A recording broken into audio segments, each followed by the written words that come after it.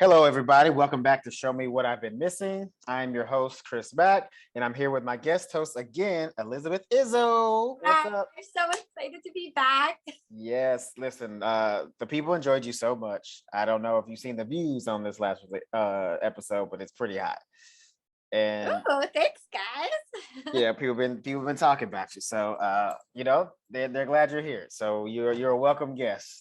Yes, well, great. I love it. I love it. It's always a lot of fun, and Chris, you're amazing. So, Well, yeah. listen, don't tell the people that, you know what I'm saying? I don't want them beating down my door trying to get to me, you know? I like my privacy. Don't make me famous anymore. Right? Cool. Well, today we're still talking Sex in the City. As you know, that show is like talking about, showing each other things that we haven't seen before. And Sex in the City is the thing that I have not seen before. And we are watching it the entire series in its entirety. And we are currently today going to talk about season 4, episode 12, Just Say Yes. Now, before we get into it, I gotta ask you, Yes. What you gotta ask me? first of all, how you felt about this episode upon watching it again for yourself? This is my first time, so how do you feel about how it all played out? I mean, okay. I always had, and we'll like obviously get into it, but I always had a problem with the whole like Charlotte plot line. And I Okay. think watching it again, I was especially like cringeworthy. Like, I don't know, it was just like not sitting right with me, which we'll get into. And then the Okay. whole Carrie thing with Aidan, I have very specific thoughts. Very, very specific thoughts. But I think it can all be boiled down to if you're in love with someone, all of that hesitation and shit goes out the window, in my opinion. In my opinion, Okay. I would listen. I've never been that deep in love, but like I'm saying, I would hope that Right. if I was, I would be like all in, no hesitation. Because for me, I'm an overthinker and I hesitate a lot about a lot of shit, and I like tend to overthink it. And so Okay. for me, those would be signs of like maybe this isn't the right thing. But we'll get into all that. Cool. Yeah. Well, since you brought her up, I say that we start talking about Charlotte. Let's talk Let's about do it. their. So again, if you've been following our show or been watching the show yourself, or you have already seen the show, we know at this point that Charlotte and Trey are still trying to have a baby. They've gone to start. Let me make sure I'm saying this right. In vitro In treatments. vitro, yep. Vitro treatments. Mhm. So every night she's like popping pills and taking shots in the butt. Yeah. Hormones. So yeah, hormones. And like, let me tell you, Yes. let me just tell you, because so I froze my eggs last year. Okay. Just as a preventative, not as a preventative, but like if I want a baby in the future, like let me just put some shit on ice, right? Like that was my thought. So, anyways, the process to freeze your eggs is a similar process to in vitro, and those hormones are no joke. Like, yeah. Okay. like when like I'm watching this play out, right? And yes. Trey's like, your hormones are going all over the place, and like how she's like screaming at him and then crying, like legit. It is like you just can't control your emotions. And I think for me, I was fine on them, like when I was taking them, but coming off of the hormones, that's when you're like your brain just starts like getting all like misfire. It's a weird feeling. Like I remember sitting across the table from my mom eating pizza and nothing was wrong. Like nothing was wrong. Everything was fine. And I just start crying. And my mom was like, "Oh my God, what's wrong with you?" And I was like, "Nothing. There's nothing wrong with me." She's like, "Why are you crying?" I'm like, "I don't know." Like it was, but it is no joke. Like those hormones. Yeah. Because they're so concentrated in such a small amount of time, because what you're trying to produce, Yeah. Yeah. It's so wild, man. Gosh, it's episodes like this and just situations like this where I'm like, man, I'm so happy I was born a man. I can't I can't imagine, you know what I mean? And that's not to be like shady or No, like, I know. like, it just seems like absolutely miserable sometimes to be a woman, and it's like I get why y'all hate us a little bit, like, like, you know what I'm saying? Because like nobody's shoving a bunch of hormones into our body to like get us to reproduce like sperm or whatever. Like we just either we got it or we don't, and that's pretty much the end all and be all of it, you know? Yeah. So Charlotte and Trey are, yes, they're doing in vitro now, and Charlotte, you know, she's going a little crazy with the hormones, so much to the point where she's, you know, really doubting and really having doubts about like the ability for them to have sex, which, you know, or not have sex, excuse me, have a baby, which is very understandable. You know, in the last episode, she was told they only had a 15% chance. Was it 15% or was it 5? 15%. 15%. Okay. 15%, which is, I mean, yeah, low. Really 5 low. to 15 is really low. And of course, you know, Trey tried to be calm about it, but it's like kind of more serious than he's trying to make it, which is, I'm sure, pissing her off. But like, you know, okay, here's the thing that doesn't make sense when I was watching it, right? Like, he's not being supportive, in my opinion, at all. But yet, his mom has a big fat feeling about them having biological children of their own. Right. So it's like this weird thing of like, you know what I mean? Like, he's not being supportive, but then like, how do you expect to carry on your bloodline, as your mom is saying, and being so harsh and so rude when you're just not you're not bringing anything to the table. You're not bringing. Yeah, no, like, absolutely. I mean, and that's the weird thing. So yes, so before we even talk about that, Charlotte has made up her mind that if they can't conceive naturally, that they're going to adopt a baby, and they called it a Mandarin baby, which is okay. Did you find that like thank you? I was like, okay, thank you. Like, it's like you weren't trying to say something racist, but like low key it was. But you low key you were, and like I was just like, and I like stopped it, and I was like, wait, did I just hear this? Somebody like we were watching, and she said like, you know, a Mandarin baby. And then I was like, am I just hypersensitive, or like that's low key offensive, right? A little bit. Like, also because not like Mandarin is not like the only language that Chinese people speak. Right. So exactly. Also, it's a little. Here's the thing. Here's what makes it weird. It's because they're an affluent, rich white couple who wants to adopt an Asian baby. Like, that's like super cliche, super like peak whiteness of like rich society. You know what I mean? And on that note, did you also find it freaking weird when she was like, oh, well, people won't know for a while that she's adopted because we have brown hair and brown eyes, and she'll have. I was like, did they really just write that shit in there? Like, they think that's no one's gonna notice that? Here's the thing, though. Here's what's great, because here's what's great about white people in general. You always find a way out when you're being racist. And here's the thing, like, she was clearly being racist, but what was written in the script is already her way out. She's on these fucking hormones that's like got her brain all crazy. So it's like you can't really charge her for her being like pretty much racist. You know what I mean? But it was also interesting too, because while I'm like, wow, this is super ignorant and this is super racist. Right. The writers almost doubled down on that when she's studying Mandarin. Like, it's. Well, they try to like make her a little bit woke. They're like, oh, we won't be able to understand our daughter, and we want to be able to like know her culture. And Trey's like, well, wouldn't we be teaching her how to speak? And she's like, no, but we should be able to, like, she should, you know, stay in touch. It's like, okay, so on one hand, you want her to stay in touch with her Asian heritage and culture, but on the other end, you want to get a dark-haired girl to make so like you can at least pretend for a while that you actually had her. Where you at? Yeah, where are you? And it's this crazy like dichotomy of like, okay, well, you're trying to be sensitive. Like, I was like, okay, I can almost get on board with the fact that she's trying to take these lessons, right? So she could like teach her child her culture. So I'm like, okay, I can maybe get on board with that. But like the overall way I think in which it was presented was just so distasteful and off color and just like off-putting.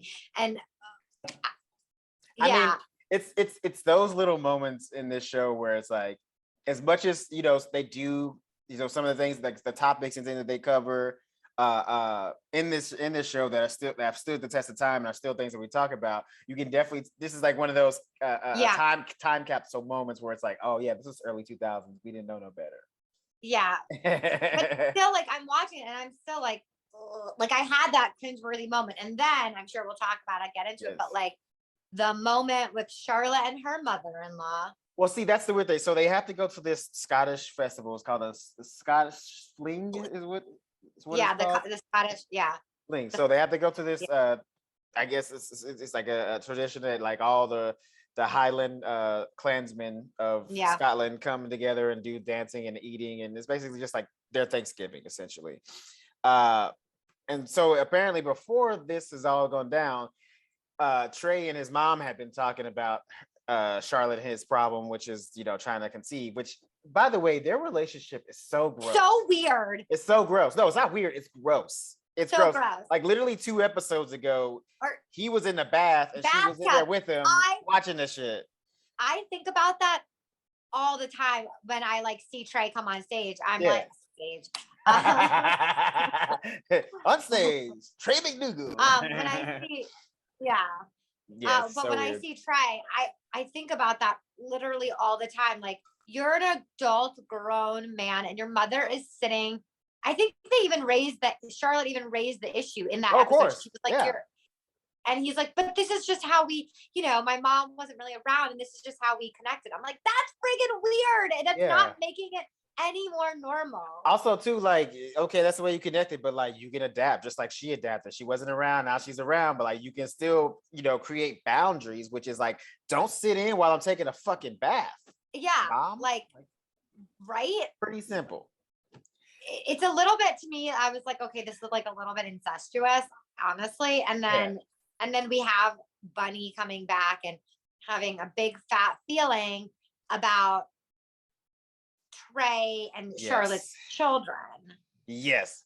So here's my thing too with him is this okay, so like, you know, I understand because my mom and I are pretty close. Like we have like long conversations that we talk about like life and things of that nature. However, there are certain things that like you don't talk to your mom about. Also, like, don't you have any male friends? Like that's the shit like you talk to a buddy about, like somebody, you know what I mean? Like not your mom. It's just fucking weird.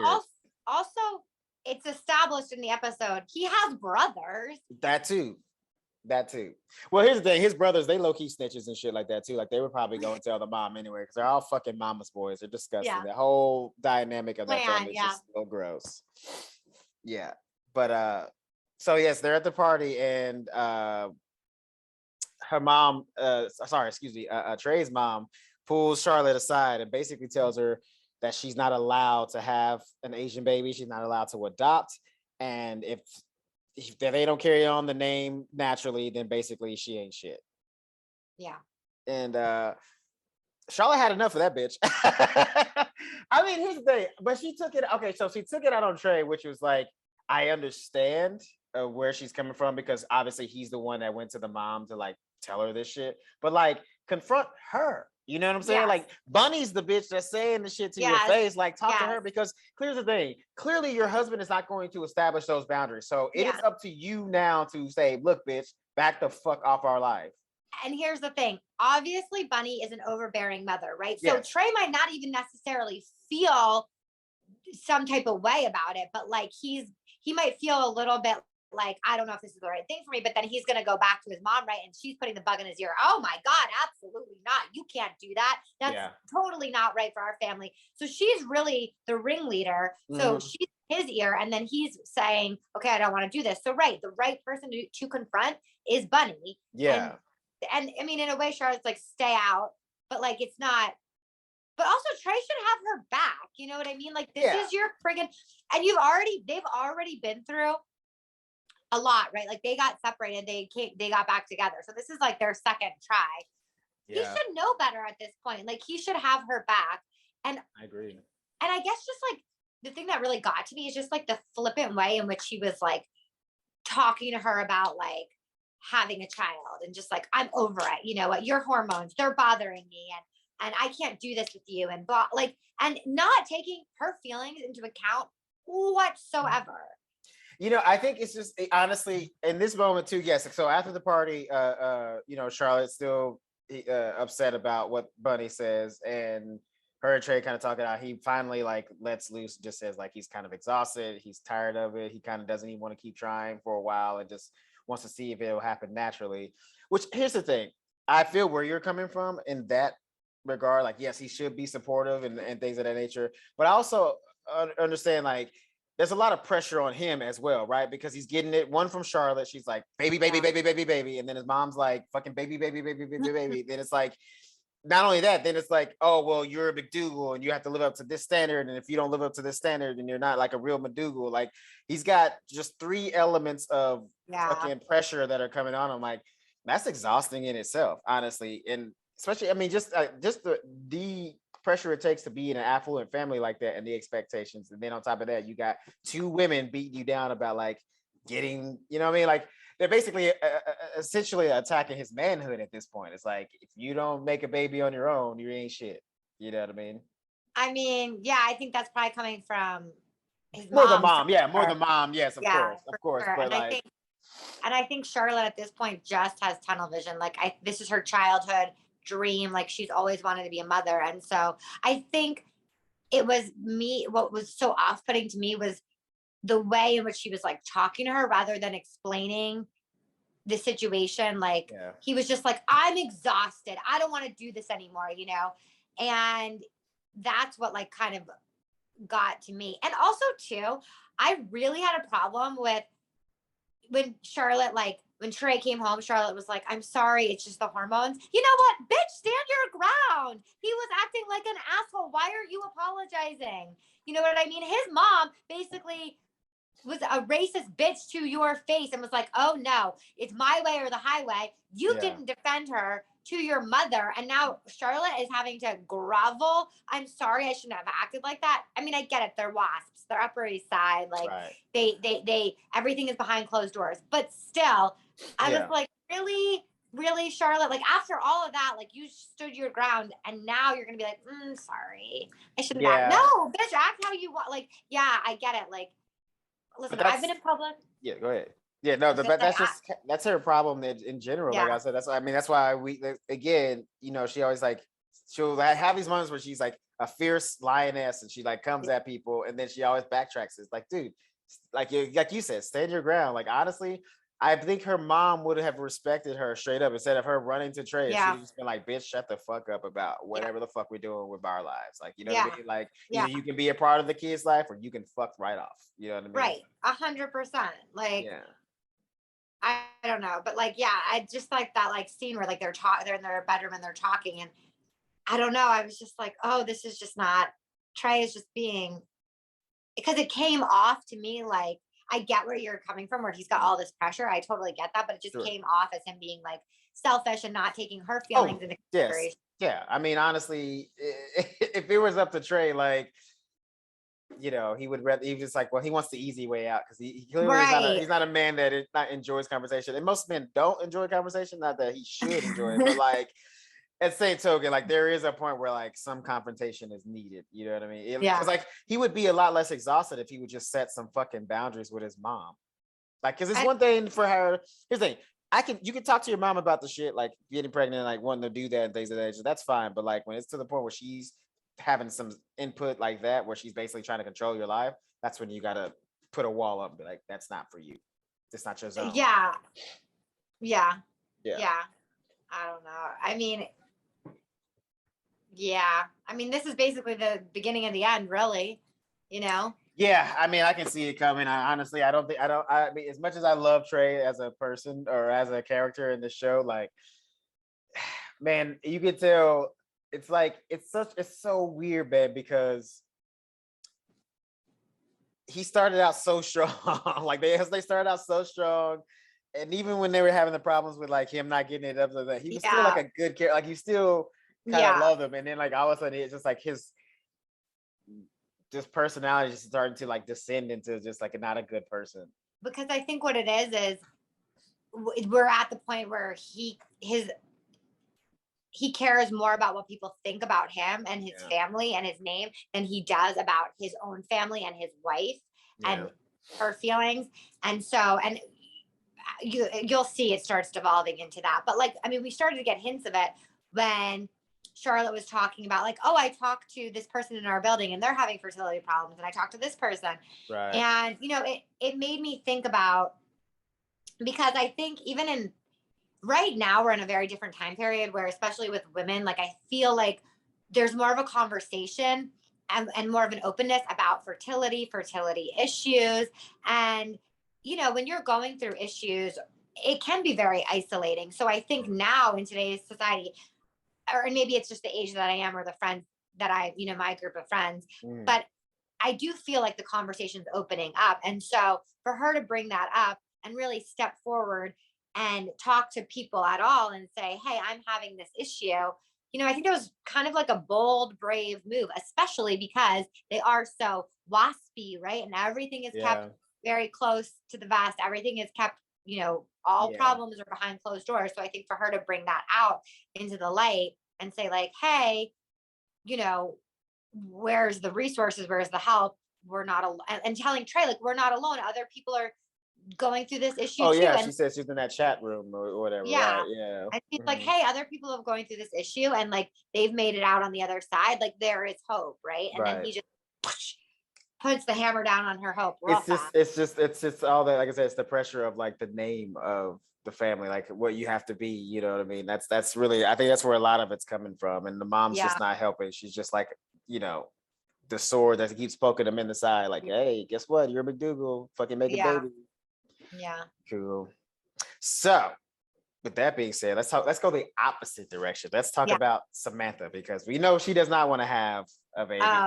She doesn't want to get married. She hates the whole idea of that whole structure of, get married, have a kid and whatnot. Her season. Okay, so this episode, she is meeting up with her boss to like go over like business stuff, and she's standing up to him, and all of a sudden he's like into her standing up to him because she's like saying what is ever on her mind and like talking back to him and like basically treating him as if she's just one of the guys. Right.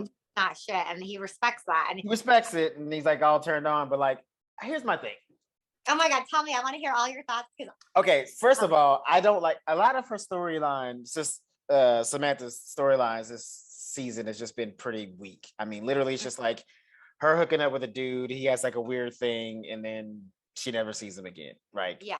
Or if he gets like a little too clingy or some shit like that. Like that's basically her storyline, which is kind of getting a little boring. Well, she's such a complex character. It's like, why are y'all just like not doing more with her?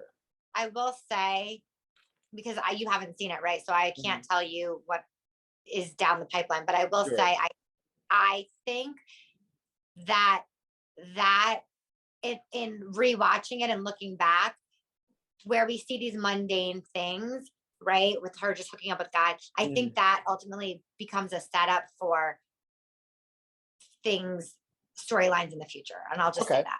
Okay, I'll take that.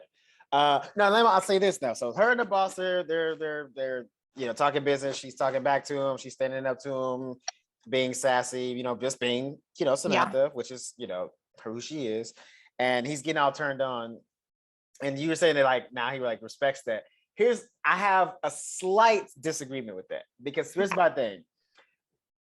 A man like that, as much as he says that he's turned on by what she's doing, you realize like, okay, so like they like flirt. He talks about like taking her to Brazil, and all of a sudden, cut to next time we see them, they're like making out on his private jet, and he's taking her off to Brazil to show her his Brazil property.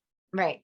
Now, here's my objection to that thing of saying respect, because I don't think he respects her, because a man like that who's used to being in a powerful position, you notice how he took control of the situation. Right. Like, I'd rather be in Brazil. And he's like, that's where we're going. Like, like he just like takes her away. And like, even when they're like making out on the plane, he's like kind of dominating the position of how they're going to have sex. And I feel like that's not him really respecting her. He's just like respecting the challenge of taking her down. Yes, that's exactly. Okay, I agree. I think that's exactly what it is. I don't know if it's, I think maybe respect's not the right word, but I think in her, he thinks he's met his match.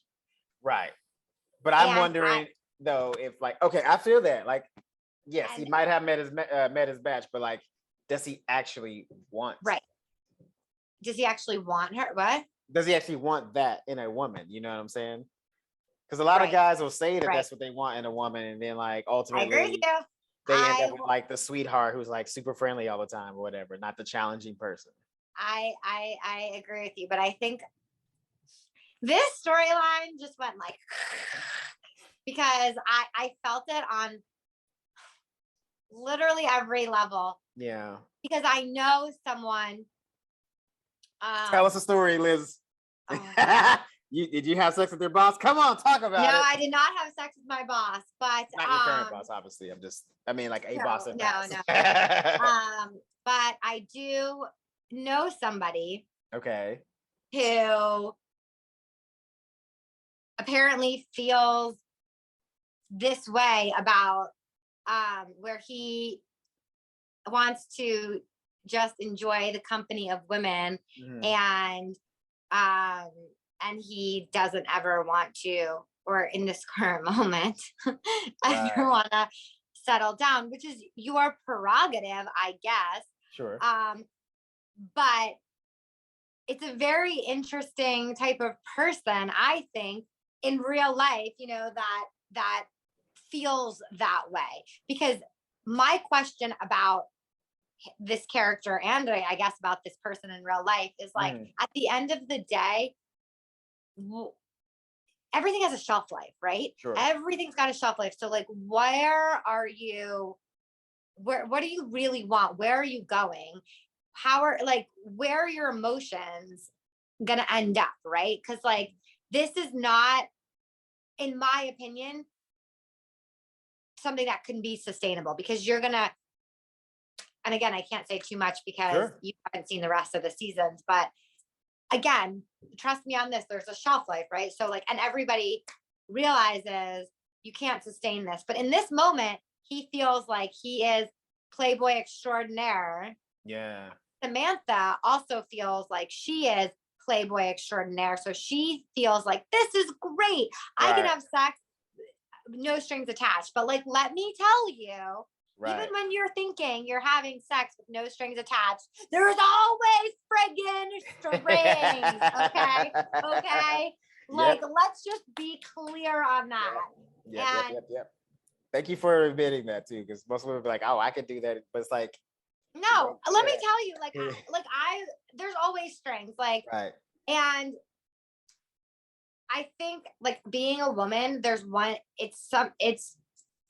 I just went through this situation, right? Like, I just went through this situation where, in the back of my mind, I thought I was one of many. Like, in the back of my mind, I thought I was one of many, but I didn't ask the question because I didn't want to know the answer. And I thought I'm fine not knowing the answer to these questions. Sure. Until I wasn't fine. You know what I mean? And so when I finally did, after the course of a while, have to ask the questions, and then I got the response that, okay, fair, like, I am one of many. Right. And there's nothing wrong with that per se. I wasn't lied to per se. Because again, I put myself in that situation. Right. But at the same time, when you find out that you can't unring that bell, right? So when you find out, oh shit, I actually, you know what? I actually am just, how do I want to say this? Like, I'm just insert girl A, girl B, girl C. Right. It becomes a different thing, right? It becomes a different thing. And I think when I'm watching Samantha, right? Yeah. And I know where she's headed. And all I can say is like, girl, I feel you. Like, girl, I feel you. And I see, because here's the thing, like, no matter what, at the end of the day, Samantha is, even though she's like the one I say stuff like that, but she hasn't, like, this is a guy that like actually she can be impressed by. You know what I mean? Like, this guy, like, he's rich, he's powerful, he's successful, he very dominating and things of that nature, which like, yeah, she's had some successful guys, but like they're usually kind of were like on her level, especially like talk about like financially. So they made about the same or maybe a little less or a little more. But this guy clearly makes like way more and like just has way more success than like what she's used to. And I feel like even if she tries not to, she's gonna get used to a certain aspect of that like lifestyle, like if they keep seeing each other, and eventually she's gonna want to be like the only one, and if nothing else it's gonna be for her ego alone, because she's like, I'm fucking Samantha Jones, like you better fucking recognize, you know. That's what it is. And I think with Samantha, and really I even myself, like I think you get to a point where you're like, you think you're cool knowing the situation, you think you're cool, you know, you do you, I'll do me, we're good. But then you find yourself being like, you know what? No, I'm not cool with this situation. I just want to be one of one. And I think eventually down the road, Samantha will have a change of heart, a turning point. You know what I mean? Yeah, because I mean, at some point, right? Like even if it's not with this guy, just like at some point, right? This, like you said, everything has a shelf life, and like just having sex indiscriminately with a bunch of people, like, but like, what are both sides? This dude, I think he said he was like 45. No, maybe 45. Trey. You said 45. Yeah, he said 45. Right, he's 45, yeah, right? Like 45. So, yeah. What is wrong with you? I mean, really, what is wrong with you at 45? Nothing, just options. When you're that rich and shit like that, you had options for so long. Like it takes, and that's what I'm saying. Like the reason why he's like kind of turned on by what Samantha, you know, her like talking back to him like that, is because like no woman's probably ever has stood up to him like that. Most of them probably like suck up to him and like try to get next to him, and you know he's used to that. He's used to people sucking up to him all the time. He's got fucking execs. He's got fucking board that suck up to him. He's probably got every single woman, especially the gold digging types, are like, oh daddy, like whatever. He's not used to somebody challenging him, but like even that's gonna get old for him for a while, because like I feel like him having sex with her eliminates the challenging part. Like now he's dominated her in a way, because like sometimes guys like that, especially powerful men, use sex as a domination and not like just for pleasure or whatever, you know. So. You guys, like, I feel like you're not complicated, but then you are complicated, and it's like, oh, we as girls got to be like whoosh whoosh whoosh. We got to be like, we got that. Here's the thing. I'm telling you though, at the end of the day, the woman that's gonna get a guy like this is gonna be like that fucking, you know, country girl from like Alabama who's just like, oh, how you doing? Oh, darling, I'm a Christian little girl. Like the most innocent piece of like girl that's gonna be the one that's gonna take him over, because like I think at the end of the day, every guy's looking for like somebody sweet like that. Like not necessarily a Christian like upbringing girl, but just like just like a nice, friendly, someone that can just like you could just like just get along with, and it's just like it's just easy. Right. I get. Listen. I get it. Talked about Samantha. We talked about Trey and Charlotte. I guess we got to talk about Miranda, because I feel like, you know, again, her story is very juicy, but like it's also not as like meaty as Carrie's story. I think we can round it up with her. So at this point, we know that Miranda's pregnant with Steve's baby, and she hasn't told him yet, and she's deciding that in this episode that she's going to tell him. She doesn't know how to do it, so she just kind of blurts it out while they're getting ice cream. While this random poor like ice cream vendors like scooping their ice cream, she's like, I'm pregnant, it's yours, here it is, and I'm keeping it. Yeah, and I'm keeping it. Yeah. How do you feel about do you think that was the best way to go about it? No, but I don't think it was necessarily the best way, but at the same time, I feel like that's something I would do, because like you're holding in this secret, right? You have so much anxiety over like, how do I say it? What do I say? And then, you know, sometimes the best way to say it is just to say it, right? Just like word vomit it out. And I really was like, ooh, I could see myself doing that. Like just at the really awkward moment being like, oh, by the way, I'm pregnant. Ah! I mean, you don't think that she could have like waited till the guy was done scooping the ice cream and they paid and walked away? Like he didn't need to be dragged into that. The ice cream vendor was just like, hey, I know. I'm I'm just just doing my trying to job sell you over some ice here. cream. Give me my money. Yeah. I know. Maybe, yeah. Okay, she probably could have turned and walked away, but it was probably like the gears were turning in her head over and over and over and over again to where she finally was just like, I'm gonna explode. So bleh, Here it I'm is. pregnant. Yeah. I mean, honestly, again, not trying to judge. I don't know like what that situation is like to be just pregnant and like not tell the father, especially when you know the father. Um, However, okay, so she tells him, he's kind of happy, but then like kind of confused because when they were together, he wanted to have a baby. She was like, Yeah. hell fucking no. And like now Yeah. she's, she was saying she's not ready. She's like, I'm still not ready, but like clock's ticking. This could be the only chance. Yeah. Which is, I kind of felt bad for Steve at that moment because, like, when somebody said that they're having your baby, you don't want them to say it as if, like, like, I mean, what else am I supposed to do? It's Yeah. kind of like, Yeah. like, Yeah. like, Right. pretend that you Right. care, But care a little bit about my feelings about the shit. You know what I no, mean? listen, and I think that's a totally valid point because, you know, in Miranda's world, right?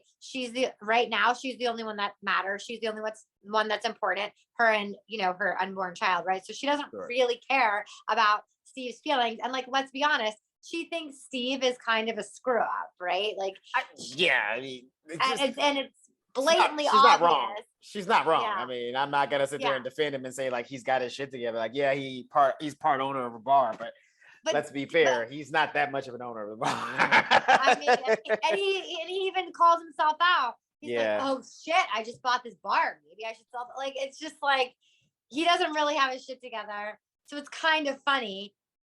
But yeah, I mean, and I think she takes him so off guard that or she catches him so off guard that when she's saying to him, but don't worry about it, I'm gonna take care of the baby. Like, this is my issue. Like, I'm gonna take responsibility.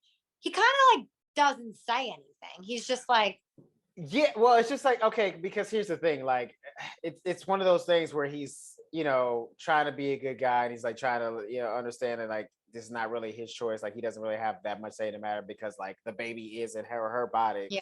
But also like throwing that at him, being like, oh, you don't have to be there and like you don't have to take care of, you don't have to help out at all like that. It wasn't in a way of like actually relieving him of said duties. Yeah. It was more of a way of being like, I don't want you. And I think that's why he took it so harshly because like she didn't say it as if like you can choose or whether or not to be there. She basically was like, oh, you can come over and visit anytime. Yeah. Like it was a fucking puppy or some shit like that, Yeah, but I do think she was saying that in a way for him not to feel like she's because she made the decision, right? So I felt like she was saying that in a way to like take the pressure off of him. Sure. So that like, I mean, listen, it's Steve. He's gonna want to be involved. Like, right. because, Yeah. She should know that. Like she should even say that to him. Like, he's gonna, even if you say you don't have to be, it's like you say you don't want him to be, Steve's he wanted to have a baby with you when y'all were together. So like, of course he's going to want to be involved. Like he's involved. He's obviously wants to be a father. He's been wanting to be a father. So like, you can't even put that kind of choice out in front of him. Like that. To me, if she knows him well enough, like she would know that that's kind of insulting to him, But I also think too, like she was just like, I don't know. I and maybe I sympathize because I feel like, again, we talked about this last week, but like I would be that person that's like, hey, listen, I'm pregnant, I'm keeping it, but don't worry, I'm gonna take care of it. This is my responsibility, this is my choice. You don't need to be involved if you don't want to. And I think, for me saying that, and that's why I'm like, well, maybe Miranda was also saying it kind of like that too. Yeah. Because she's not expecting you to do anything. Sure. Again, it's her choice. And to be fair, I'm gonna give her a little bit of a break because, like, I mean, again, she's like about to take care of like a real baby, and Steve is kind of like a man baby. So, like, does she want 2 children or she want 1? So I'll give her a little bit of a break because, I don't know, like how I feel like most of the time that he's gonna spend around the baby, he's gonna be more annoying than helpful. Well, right. Right, and I think too, like, it depends on where you are in your life, right? But I've seen dads on all ends of the spectrum where I've seen like really, like really hands-on dads. And then I've seen dads that think being hands-on is just like playing with your kids. Right. And then like, letting the wife cook the dinners, change the diapers, like take them to the doctors. And it's like, okay, but you're not really helping. Sounds perfect. I'm not gonna lie. Yeah, all right. No, I'm not saying I would be that way. I'm just saying it just sounds perfect. Yeah, because and I think just naturally as a woman, you take on more of the responsibility anyway, because you're the one that's like literally growing this life inside of you so I think that automatically already gives you more like responsibility. Sure. And I could see why the guy isn't necessarily at that point, right? Right. However, if I find a man, he better be friggin' changing diapers, doing feedings with me, all that shit.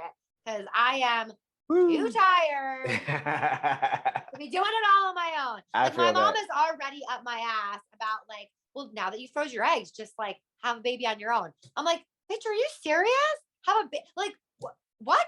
And she's like, well, parents don't understand how stressful and like how hard it is, like how much like financially this city is on it. It's like they just say you just like have a baby and it'll just work out. It's like, no, we didn't have the same shit that you had. Like our economy wasn't as good as the way y'all had it. Like, you know what I'm saying? One income households don't exist anymore. What world are y'all living in? What do y'all think? It's just like you just have a baby and it's just fine. No. And by the way, I've spent the better portion of my adult life trying not to have a baby, so I did not have to put myself in a situation where I was like, oh shit, what do I? And yeah, I'm like a full adult now, but I'm still like, right. As much as I would love to have a child, like I want to have one with a partner. Like I don't want to just be like doing it. Yeah. Yeah, just like baby on my own. Yeah. I mean, shouts out to any, single parents and especially single mothers out there. But however, not a job I would want to take on. Like if you had a choice to like take that on rather than like circumstance, I would definitely not choose that. It does not sound fun. I agree with you. And like, let's also talk about the fact that Miranda is in a different social economic place than a lot of other people who would be put in that situation. So like, she doesn't necessarily have to worry like, oh shit, what am I gonna? Because she's in the place where she can hire a nanny, right? Like she's stable enough where she can like hire a nanny, she can hire help. So she's not gonna be like she'll have a lot of responsibility, but like if she needs outside help, she can afford to get herself that.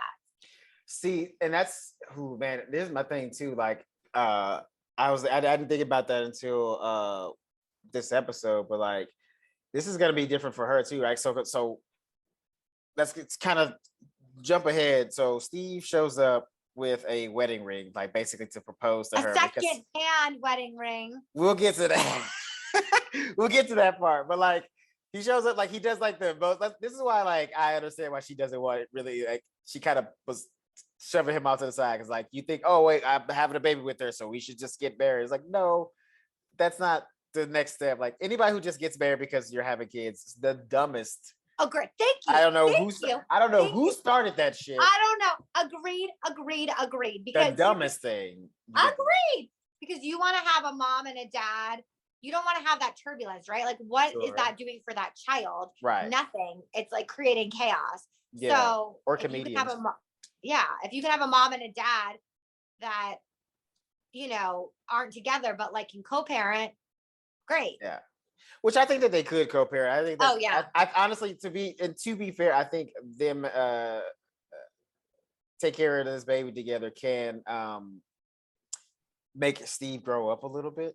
Yeah. I think it could. But here was what the point that I did want to talk about. Here's the thing too, is where I'm wondering about her, because you were saying, yes, she's in a different socioeconomic bracket, right? Well, here's my thing too, right? Now that she's about to have this baby, essentially she's going to be a single mom. Like, yes, they're going to be co-parenting, but like most men in her demographic and shit like that she likes to date, they're not going to want to date a single mother. So like she just cut off like 75% of her dating pool. So like, who you going to be with? You know what I mean? Like you're like having this baby with Steve kind of, even though she said no to his proposal, which it was a weak proposal, but it's like,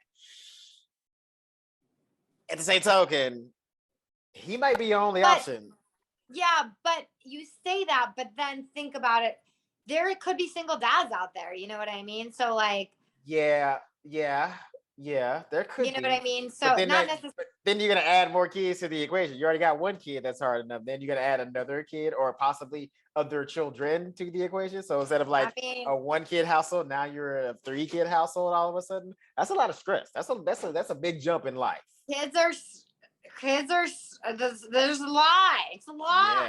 Yeah, yeah. That's all. That's all I'm saying. It's like that's why I'm like, why is she still really wanting to do this? Because it's like you still got time, you know what I mean? Like think about the future, you know what I mean? But I also know that the time is ticking and stuff like that. So that's but Yeah. it's like you know No, what I'm I saying? mean, listen, I think those are all factors, but I don't think Yeah. she's factoring it in right at this current Right. moment. Yeah. She's only thinking about Yeah. like the kid and like making sure Yeah. it's healthy and Yeah. things of that nature and make sure Yeah. it's taken care of. But it's like, yeah, after that though. Because Yeah. like nobody wants to be alone. So unless she just wants to be like a single mom her rest You're of her right. life. Nobody does want to be alone. I feel that. You know what I'm saying? So I feel that. I feel that. I that's know. all I'm saying. Like because she's already a 35-year-old woman. So of course, like most of the people that she's gonna date are gonna be like older men or men her age or older, right? But like if they're single and they don't have a kid, it's gonna be a lot harder for her to date But let me tell those you, kind of guys. in reality, getting up in that age bracket, like Mhm. you're probably gonna be. Not all men are just gonna be single, right? They're probably gonna No. Sure, pepper sure. in some divorced men. Well, we Pepper in also you some. got to remember this is New York though, because New York is a little bit different. A No, little I bit. mean, yeah, that's They might be you're more single in that bracket. I mean, look at Big. He ain't got no kids. yeah. You know what I'm saying? Or so that, or but that also in that age bracket, you got people who have wives and just don't tell you. That's true. That's very true. You know what I mean? That's very true. So there's that. They got the mistress in the apartment, and then they got the. I swear to God, I am not making this shit up. This was like a very. I swear, I'm not making. This was a very known thing. You had the mistress in the apartment, and then you had your house on either Long Island or Westchester for your family. And you knew that if the guy was saying, "Oh, I'm gonna spend the night in the city," right? That was code for I'm gonna be with my mistress. I am not making this shit up. I swear Wow. Wow. that's just how it was. That's why in New York, it was so crazy you had to like really do a deep dive, and you always had to look for those rings. Like I got like that was the first thing. Whenever I would see someone at a bar, I had my eyes would always go to their left hand to see if they were married. Mm-hmm. And some people would take it off, and then we got as crazy as to be like, okay, well, do they have like a tan line of a wedding ring? Right. Because these bitches really like think they're sly, and they're like, oh yeah, like I'm like. Girl, I know that you have a wife and kids. Like, don't be trying to play like you don't. Like, come on. That's wild. Anyway. I mean, so okay, so then I guess, but see, that's the thing too. I feel like with her being a single mom too, like that's gonna be a lot of her dating pool, right? Some guy like doesn't really want to like be with her specifically, but like that's true. Whew. I know. It's a lot. It's a lot. So, but ultimately, in the end, she decides to co-parent with Steve, and we'll see how that goes. I mean, I'm not gonna lie. As much as I felt bad for him in that moment when she was kind of brushing him off, I also don't really see him being successful in this endeavor. At least not up front. I think it's gonna take him a while. Like I think Steve he becomes a good father when the kid is like 4. But, that's what I think. There's that old adage, right? That they say women become mothers when they feel the baby kick for the first time or something like that. And men become fathers when they see the baby for the first time. We'll see. When the baby's born. We'll see. I don't think it's not that he's gonna. You just hate Steve. Like, I don't. You're right. You're right. You're just hating on Steve now to hate on Steve. And yes, I get that he's a man child, but like, let's talk about the biggest piece of shit in this episode. And I think that's big. All right. Like that is big. Fine. 100%. I mean, I think Steve was like a little shitty when he was like, fine, I couldn't afford a ring and a baby either. I'm like, all right, Steve, you're just being a petty little bitch. But I don't think Steve is like super. He's not the worst. He's not the worst. He's not the worst. Like his intentions are not horrible. Right. Like you look at some of the other men in this show that are just like I'm sorry, but Big, why are you always in? Why do you always want to screw up Carrie's life? Well, But Carrie, you brought him up. she entertains She does. Well, you brought him up, so let's go ahead and talk about Carrie and Aidan. So Carrie and Aidan, Carrie, I said Karen. I don't know why I said Karen. Carrie and Aidan. Maybe she acted a little bit sometimes. She's acting like one this episode, I think, a little bit. So Aidan brings Carrie comes in, she's pissed off because her building is becoming a co-op. Which, do you know what that means? Being from the East Coast? So the apartments are going to get bought, like someone is buying out the building and they're turning the apartments. Instead of renting, you have to buy your apartment. And a co-op, basically. Okay. And so most co-ops, like there's a board on the co-op and you actually have to approve the people that live in the building. Okay. So it's like a whole thing. Okay, that makes sense. Okay, so that makes more sense. So Aidan suggests that he buys her apartment and then they move in together, like buy her apartment and apparently the apartment next door. So basically turn into like a house. Right, like a big apartment. Like a big apartment. Yeah, small condo basically. Yeah, basically. Because right now Carrie just lives in a big New York studio. Like big, huge New York studio. Yeah, like, it's pretty big. It's pretty damn big. Yeah, and so he decides, they just like knock down a wall, and she's kind of hesitant about that, but then she's like, because she doesn't want to feel like it's a control thing or like, like he's gonna possess her, or she like it has to depend on him. Which, tell me your opinion on that. I have thoughts. So I wrote this whole thing out, right? Because I was like, oh my God, taking copious notes as I'm watching it. And I know I'm a note taker. I can't get it out of my system. Nothing wrong with that. Nothing wrong with it at all.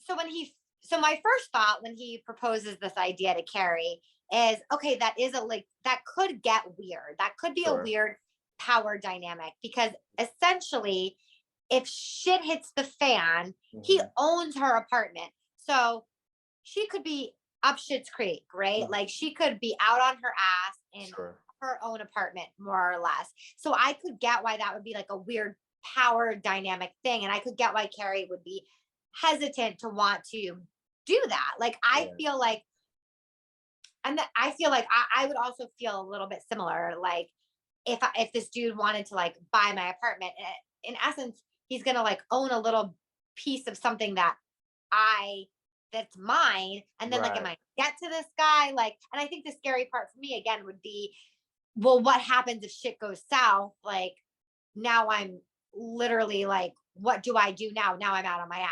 However, my other thought is they're dating. He's not like a random guy, right? Yeah. And she says she's in love with him and he's clearly in love with her. But this is the moment when I'm like, well, no, she's not really that in love with him. Because if you're really that in love with someone and you really see a future with them and you want to be with them, you're not going to be thinking, what if shit goes south, right? You're going to be excited at the possibility of them wanting to share their life with you, of them wanting to move in with you and build something together. And that's the opposite of what she's doing, right? Mm. So it boils down to this. If I was super into this person, I would be all in. I would jump off the diving board into the deep end, wouldn't even look. But if I was not that jazzed about this dude, if I wasn't sure, then I would be scared shitless and I would run the other way. So that's kind of where I'm feeling too, is because it's like, if it was reversed, like if she was trying to buy his apartment, I can understand him as a guy being like, whoa, yeah, you know what I'm saying? Like if this shit goes wrong, I'm up shit's creek, because, when it comes to like divorces and shit like that, it's usually we're the ones that take it up the ass after it's all over, right? By our system in America.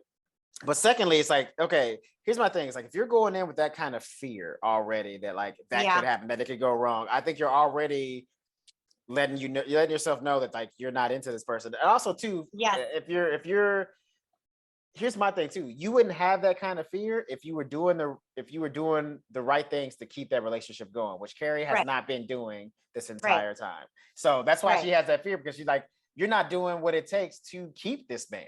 You're not really doing that. Like, honestly, the fact that they're still together is like sheer luck after all the disrespect that she's shown him since they've been back together. And that's why she's worried about it, because she's like, she knows that like she's a fucking nutcase, and at some point Aiden's gonna get tired of her shit. Right. At some point. I think, but I also just think she's just like, as much as I feel like we keep hearing her say, well, I'm in love with him. I feel like it's almost like she's convincing herself that she's in love with this man. And she's not. She's clearly not. But she knows he's a good dude. Right. She knows he's a good dude. Right. So she doesn't want to let him go. But girl, you're being selfish. Yeah, she wants to have her cake and eat it too. She still wants to like be friends with Big and like hang out with Big and basically have like little flirty moments with Big and also, then have dating, like waiting at home for her. Like, and this is why I said Big is like a piece of shit in this episode, right? Because he comes, we see him jump ahead. We'll reel it back. So ultimately he asked her to move in and she's like, I'll think about it. And while he's in the shower doing his Tom Jones impression, by the way, pretty good impression. He sounded, I think it's a great impression. Pretty good. It was a pretty good impression. While he's doing that, she's like cleaning up his stuff and she's like kind of like upset because his stuff is all around. And to be fair, I ain't gonna lie, like, don't leave your shit around my house like that. Okay. Like, I would be very upset about that too. I'm like, here's the thing, like, I don't mind if, like, you know what I'm saying, you over there all the time and like you move some shit in and like I give you a drawer, some space in the closet, whatever like that. But like, don't just have your shit strewn. Like the way that his shit was strewn about, it's like, dude, have you ever lived in a house before? A house? I agree. I thought that shit was disrespectful. So disrespectful. I am, admittedly, I am a neat freak. Okay, I'm a neat freak. I everything has a place. I would stop loving you. Okay, that would cause me to stop loving you. That is how serious I take my neat and orderly. I feel you there. I'm gonna give you that. Like, I just feel like you're disrespectful and like. Yeah. Like after a while, I'd be like, I don't love you anymore because you're a disgusting mess. So figure your shit out. Maybe she doesn't love him. Maybe she's like, oh shit. I mean, he's basically a caveman, let's be honest. But like at the very least, like, dude, like, don't just have your shit all over the apartment. Like me, like if I've been with somebody, like I'm over their place and they haven't like given me a drawer, like a space in the closet, I just have like a corner, like, you know what I mean? Like even if they didn't give me that corner, I just make sure like this is where all my shit ends up. So when I pack up, it's like bang, I'm ready to go. Like it's not all over the place. Like there's no reason why his shirts are in the kitchen and in the living room and in the bedroom and the bathroom. It's like, what are you doing? I agree. I never, like if I pack a bag, I'm like one of those weird people. Like I never unpack because I'm so scared of like losing shit, like which I or forgetting shit, forgetting shit, losing shit. So like I like to know where my shit is at all times. Same time. I do the same thing. That's funny. I do the same shit. I thought I was a weird one, but thank you for letting me know that I'm not the only one out there. No, I feel you. While she's picking up his stuff, she's like kind of go through his bag and she finds a ring box and she opens it up and she sees I'm not gonna lie, it was an ugly diamond. It was the ugliest. It was ugly. That shit looked like some shit from like the 70s. Like who has a ring like that? It was hideous. Okay, it was hideous. It was so gross. Yeah, it was bad. And so that freaks her out because she's like, A, the ring's ugly. 2, it's not even like something that she would like. And 3, like she's not sure if she wants to get married. So she's freaking out. She goes to brunch with the girls and tells them about it. And she comes to find out that Miranda is the one that picked out the ring for her. He didn't even pick it out himself. Which is like, but here's the thing though, like, I feel like low-key, the ring being picked out by Miranda was like low-key a little shade move. Like, you know what I'm saying? She's like, I'm pregnant. I'm like, you're still in my thunder. Like, bitch, you ain't gonna get married. Like, because here's the thing, you supposed to, like, Carrie's your best friend. She's your best friend. How you gonna pick a ring that you know she won't fuck with? Okay, thank That's you. That's some sabotaging shit. Pick me, teacher, pick me. Yeah. Yo, I know all of my best friends what they want when they got engaged, right? Like they were very clear. Like my friends were like, this is the type of ring that I would want, right? You know that shit. You know, there's not a stab in the dark. You know. Right. Okay. You know. And especially if you want something and you know the guy isn't necessarily like my best friend just got engaged a couple of weeks ago and she wanted an emerald ring. Mm-hmm. And she had sent me, not that this guy asked me. Sure. I'm not, that sounded shady. I was no shade. I was like, well, that sounded a little, no. But my point is, yeah, she had sent me the ring that she wanted, like, you know, years and years ago. She's like, this is the kind of ring that I want. And somebody helped, I think her aunt helped him. And she got the ring that she wanted because she was very clear. And when he wasn't, you know, maybe he wasn't sure or whatever, he went to like someone that she knew he trusts. You know what I'm saying? He trusted. Yeah. And she got the right ring, right? So like as women, we all know. Yeah. And even if you don't have that good of an idea, you know what's ugly and what's not. And that shit was ugly. Yeah, she knew. I think that was a little shade move on her part. You know what I'm saying? So she goes to the girls and she tells her, you know, she tells them about like that she found the ring or whatever. And you know, of course, Samantha's like gross, disgusting. Why would you get married? And Charlotte's like happy, but like she gets pissed because you know they bring up the pregnancy thing. But so then shortly after that, she's like walking, trying to get a taxi, and who should show up? Our favorite person, Mr. Big. Mr. Big. Yeah, he shows up to give her a ride. He just happens to be in the area.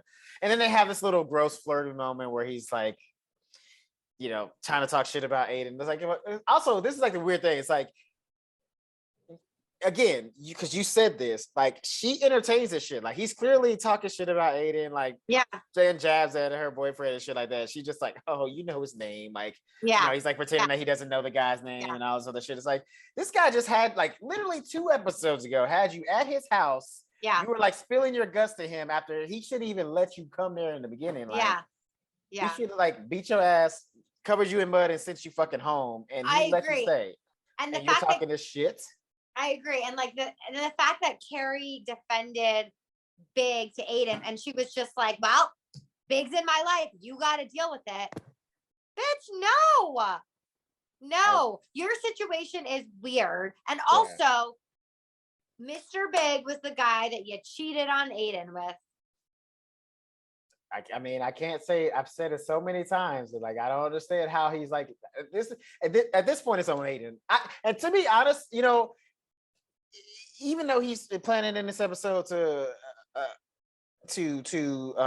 ask her to marry him, I think a piece of like it's some subtle part of his brain wants the relationship to go bad because I think he knows deep down that they don't fucking mix well. Like they don't make sense together. Like they're so opposite. It doesn't make any sense for them to get married. Like I think he's just like going through the motions because he's like, I'm this age and I'm a man and I'm in a long-term relationship and like this is just the next step. We move in and shit like that. But it's like, dude, there's nothing for you guys to like. There's no reason for you guys to be together other than you're just physically attracted to each other. That's it. I mean, I think I agree, but I think also on some level, I do think Aidan really deep down for whatever reason just like really loves Carrie and like really wants to make this shit work. And I think that's why he's willing to put up with all of like this shit. Cause like what man do you know? Are you gonna put up with that? Like the second she said to me that I have to put like just like she made it ultimate is like either he's in our lives or you don't have me, then I'd be like, bitch, you bye, see you later. Yeah. Don't need you. Don't fucking need you. Right? Gone. Like I don't think I'm a jealous person, but I also it's not about jealousy. It's beyond jealousy. It's about simple respect. If you want this relationship to work, you can't be friends with a guy that you fucked behind my back. It's never going to work. Like I'm not a fucking fuckhole, my nigga. In what world? I agree with you. And in what world do you think that that's okay? Like it's not okay. And the fact that like Carrie is just like trying so hard to shove it down Aidan's throat is bizarre. And so let's talk about now they're in the car together, right? Right. And he's basically disrespecting Aidan and saying like farm boy, and she's like, you know his name, right? And then Big basically doubles down and tells Carrie, well, you're not going to marry him. You're not the marrying type.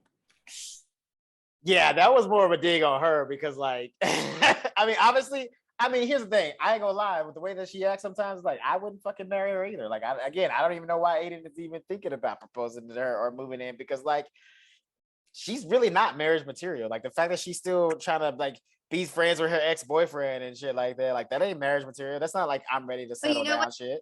No, it's not. But you know what that is? The only way, you know what? The only way that should work is if Big was gay. Like if he just like came out and was like, hey, you know what? I'm gay now. Right. That's the only reason why that should work.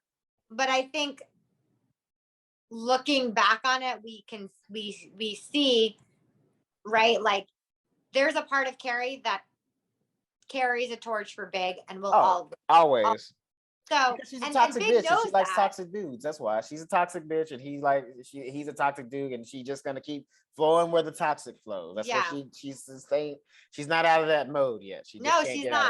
And Big knows that, and so he just keeps pulling the string a little bit, right? And if she was a smart girl, she would say like, "I'm getting out of this car and I'm walking home to Aidan." Right. No, because you've disrespected me and my relationship. And by the way, I am the marrying kind. You're not the marrying kind because you can't get your shit together. You want to put your dick in every Tom, Dick, and whatever, but like, I guess Jane, Sally, and whatever the hell. I was like, well, she can't really say that because she was one of the ones that he put it in. You know what I mean? Like while he was married. So it's like, that would only bring his point more home. Right. So after that, Carrie's like freaking out because she's going through Aiden's stuff again or picking up his stuff again, and she doesn't find the ring, and now she's like freaking out because like she doesn't even know. Well, she throws up. I forgot. When she sees the ring, she threw up, which is like so dramatic. Yikes! I mean, if that doesn't say that you don't want to be with somebody, I don't know. Like, because I don't know if like, I mean, I guess have you ever thrown up out of like happiness or excitement? Have you ever done that? Never. Okay, never. Yeah, me either. I was just like. I've been sick to my stomach, like literally sick to my stomach over things that I knew weren't right. Yeah. That would make me want to throw up. Like I don't think I've actually ever thrown up out of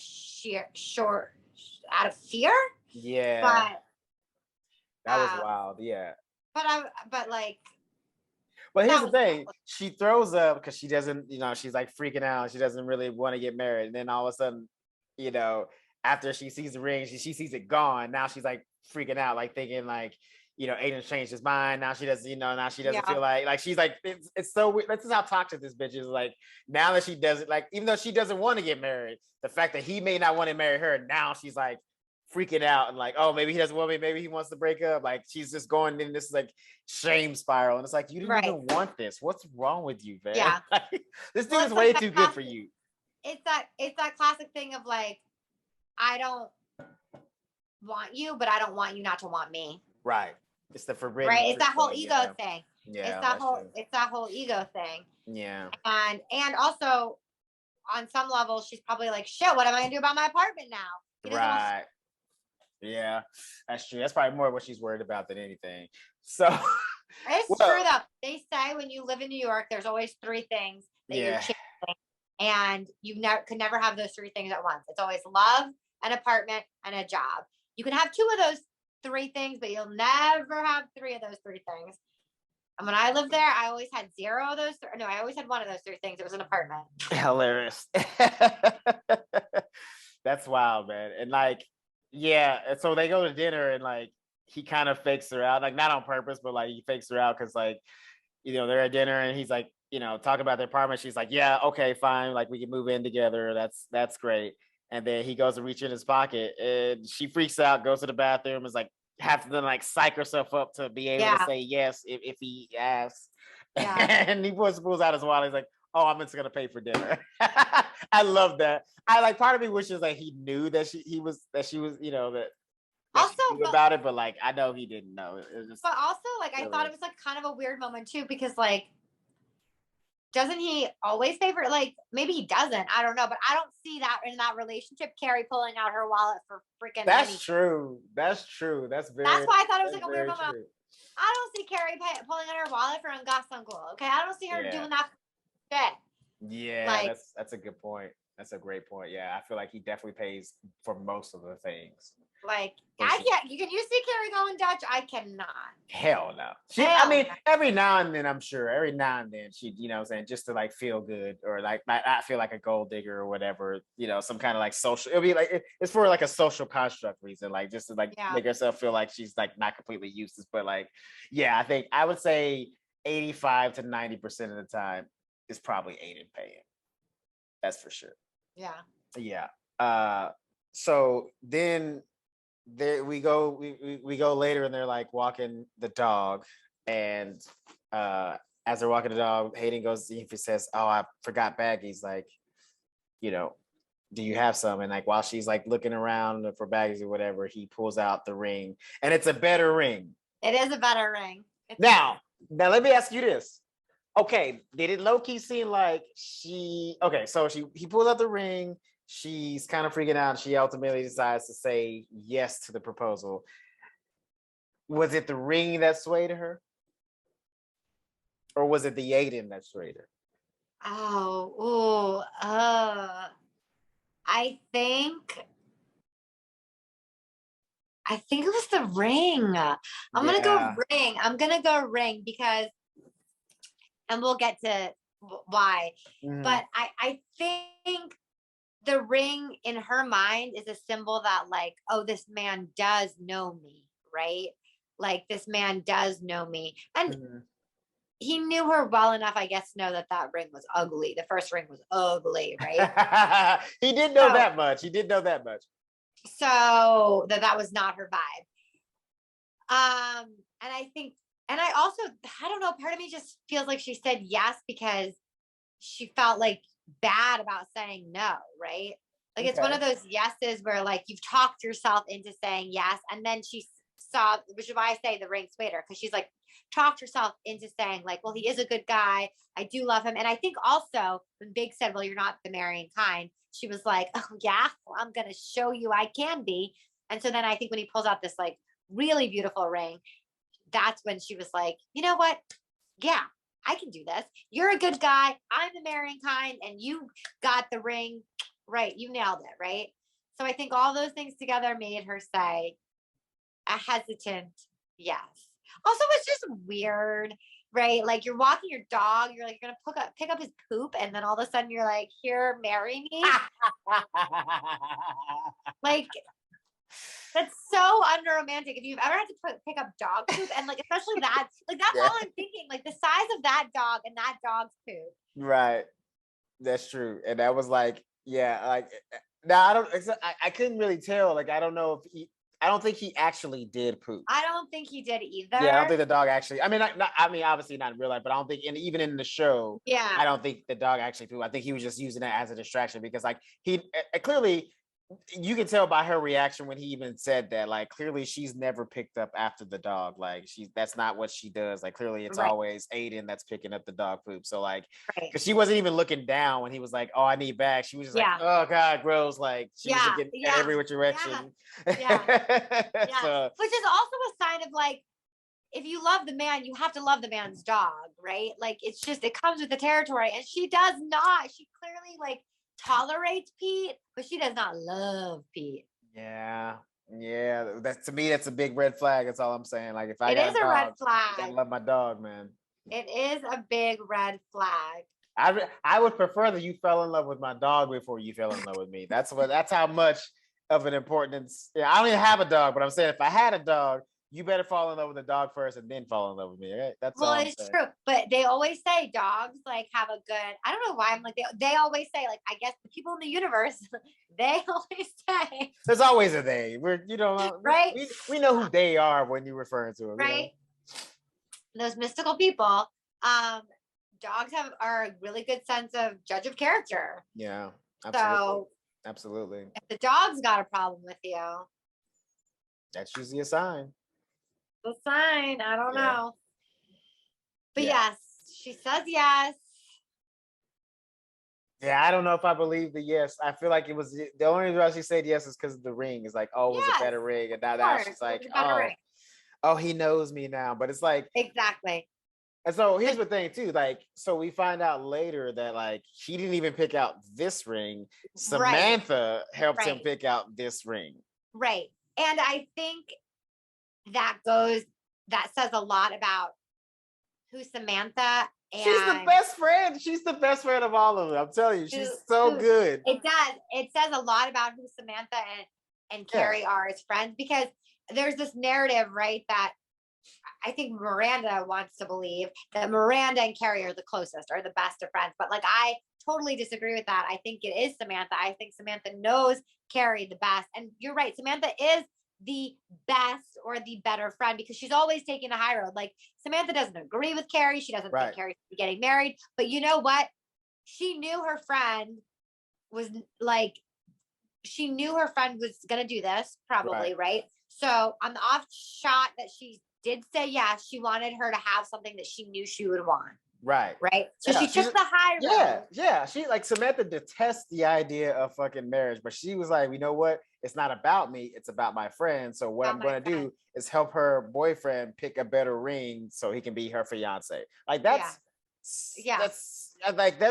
mean, like, you can't get a better friend than that. Miranda, who's supposed to be her proclaimed best friend, picks out the ugliest ring that she knew she wouldn't like.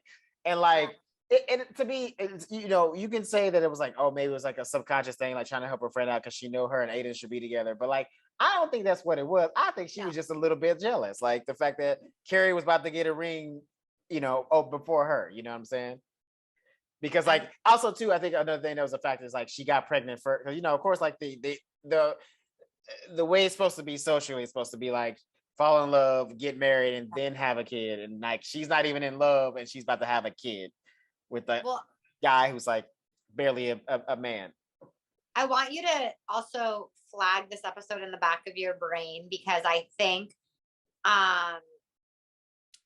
this is going to be this little moment between Samantha and Carrie, I think will come back in some way, I think, for Samantha. Yeah.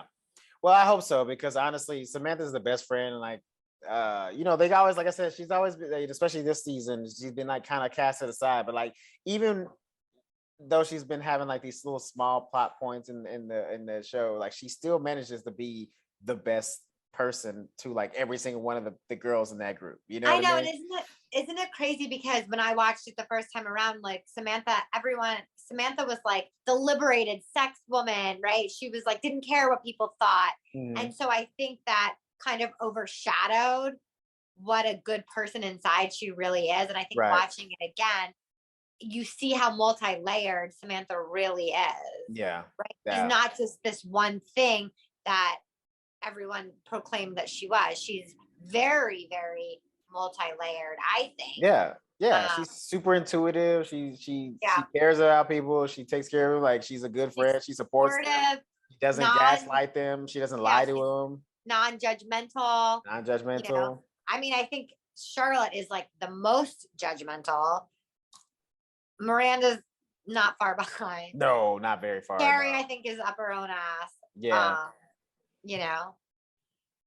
And then you just got Samantha just trying to live her best life, right? Now she's getting into it with her boss, and we'll see how that plays out. And that's the thing. That's what I'm saying. Like, even though, like I said, she just despises the idea of people get married, she still put her friends' feelings first. She was like, because like, she's like, look, you don't need another reason to doubt you guys' relationship. So why don't I help him out, give him a little boost so you can like go through with this and like maybe try to be happy for once. Because I think at the end of the day, even if Samantha, she might low-key feel like how I feel about her and Aidan, which I don't think they should be together. Like, they are so opposite.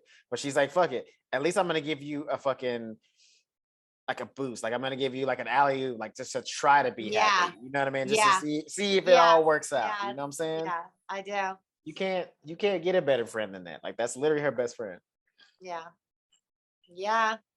I mean, you know what I'm saying? Like, she picked the ring that she knew you would like. Like, you saw I know. Her eyes lit up when she saw that ring. I know. She thought it was gonna be that ugly mess that was at the beginning, and she saw it. It was like the perfect ring for her. Yeah. Like, yeah, bitch, I got you. Yeah. You may be dumb getting married, but at least you're gonna have a nice ring, bitch. Yeah. That's Samantha. Check, bitch. Check, bitch, check. Yeah. Yes. So that is our episode. I don't think that. I mean, obviously, I know that Aidan and Carrie don't make it through, but I'm interested to see the breakup because like I hope it's Yeah. I hope it's savage on Aidan's part, but I feel like he's gonna go out like a bitch. I'm not gonna say anything. Don't tell me. I'm not gonna. I love that you don't know. I love that you don't know. I just here's the thing, because he just has like he's not giving me like I'm gonna come out on top vibes. Like I feel like he's gonna be just slaughtered by Carrie, and I'm like, you let it happen. This is on you. Like I'm not even gonna feel bad for him because I'll be like, look, you literally brought this on yourself. Like you didn't stand up for yourself. You let this woman like just wreck you twice. So this is on you. Oh, twice. I mean, listen. Yeah, twice. I'm just gonna be like, yep. That's what happens when you're a bitch. Is he a bitch or does he have a good heart? Because like no, he a bitch. He has a good heart, but he's also a bitch. At this stage of my life, where are the Aidens, right? Like I will take me an Aidan over a big. Where are they? Where? No. Here's the thing. No. He has a good heart. I'm not saying that he doesn't have a girl. I'm not saying he's just a bitch. I'm just saying he's a bitch though. Because like at some point it's like not about having a good heart. It's about just like being a man and like having some self-respect. And this woman is clearly disrespecting you by all means. Right. Listen, yeah. You know what I'm saying? Like here's the thing, and that's what I mean. Like you say you want to aid him, but do you want to aid him? That's not like much of a pushover. Yeah. I don't want to. At this stage of my life, I know I'm a non-confrontational person. I mean, it might seem contrary, but I'm trying to get more zen in my life. So yeah, I'll take a zen Aidan, sure. Yes. Okay. True. Okay, I feel that, but I feel like there's moments where like you do have to get conversational, and like he just ain't gonna. Well, I don't know. Yeah. I don't know. Like the last moment of confrontation that he's shown was when Big showed up at his house and they kind of wrestled in the mud. Yeah, give him. We'll see how it plays out. And Okay. Fair enough. See how it plays out. Fair enough. Okay. Well, that is our episode. Elizabeth, do you have anything that you want to promote or tell the people? I don't. I'm so thankful that I got to come back a second time. I love this. I had so much fun and I'm just so grateful. Thank you so much. Thank you. Of course. And you can come back anytime you want to. Just like text me, like, hey, I want to be on the next episode. I'll be like, hey, fine, do it. It might be, it'll just be the three of us talking Sex in the City. I'm down. I love it. Well, tell the people where they can find you on the internet if they want to like follow you and shit like that. If you want to follow me on Instagram, it's Elizabeth _ Izzo, IZZO. It's easy to remember because Jay-Z wrote a song each to the Izzo a long time ago. That is my real last name though. Actually, I have a really funny story. 2 seconds. When I was in college, the first guy that I ever hooked up with in college, he was like, your last name is Izzo? And I was like, yeah. And he's like, wait, I got a song for you. Oh, no. Did you break up with him immediately? Because you should have. It was a one night. Okay. One and done. You know what I'm saying? Sure. Like, but I just remember being like, you're making out with me to H to the Izzo. It's kind of weird. Also, like, not like a song that you can really make out to, but he made it work, I guess. Anyways. I mean, on Instagram. My parents would be so proud. Goddamn. Cool. Also, people, make sure that you go to our Arlo Australia, ARLO _ Australia on Instagram and Etsy. Get you some nice smelling candles, some reed diffusers, some bath bombs, some essential oils, all that good shit. It's all ethically sourced from Australia, so you're not getting no bullshit. It's all to the good. I wouldn't be putting it out there if it wasn't good. I got a couple candles in my house right now. Nice. I'm telling you, primo shit. All right, we got some. Yeah. Oh, you know what? We're gonna send you one anyway for being on the show. So I'm gonna send you a candle anyway. It'll be soon. I'm not gonna ask you now because I ain't gonna put your address and shit like that on the internet. Yeah. What's your address? yeah, so that's our episode. Be sure to go to Arlo Australia and make sure you like and subscribe on our page. We get a lot of views, but y'all don't be liking and subscribing. I need y'all to like and subscribe. You know what I'm saying? Keep that algorithm. If you like us, you're gonna see more of us by liking and subscribing. Okay. That's it for this episode. We'll be back with episode 13 next. Thank you guys for coming. Thank you guys. Bye.